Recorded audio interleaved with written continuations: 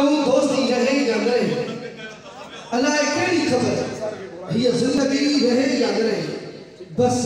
हिकु दफ़ो पीढ़ीअ खे वेझो करे ॾिसी था वठो पोइ हिन अखियुनि में रोशनी रहे या न रहे सभिनी दोस्तनि खे अस्सलाम वालेकुम यादि वठनि जिए सिर जिए लतीफ़ जी धरती जिए लतीफ़ जी ॿोली ऐं ज़फ़र साहब ऐं मुमताज़ कासकरी साहब खे लख मुबारकूं हुजनि ऐं उन खां अलावा असांजे सिंध जो अज़ीम कलाकार अज़ीम राइटर अज़ीम इंसान अज़ीम अदाकार उस्ताद अनवर शाह साहब जे लाइ ज़ोरदार ताड़ियूं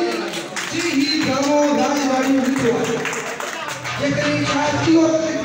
राजवाड़ी थी सघे न थी सघे पर हुनजी महिनत ऐं वरी मुमताज़ कासकरी ऐं ज़फ़र खोखर डायरेक्टर हुजनि त पोइ त बब आहे ऐं असां अदाकारनि खे बि उन सां कमु करे मज़ो ईंदो आहे वरी अनवर शाह साहब जे लिखियल डायलॉग हुजनि सची पुछो त असांखे मुंझाणो बि थींदो आहे लेकिन वॾी ख़ुशी थींदी आहे कि वॾे कलाकार जे कलम में असां जमात सोन चुनियल आहियूं असां उनजी वॾी महिरबानी ऐं असांजे जावेद खरानी साहब वेठो आहे इस्लाम भुट्टो साहब ऐं जेके असांजे हिंद साहब गुलामी साहब बिलावल खोखर असांजे तमामु सुठो बहितरीन अदाकार मुनीर शाह मां अली गोल प्यार जो बि असांजे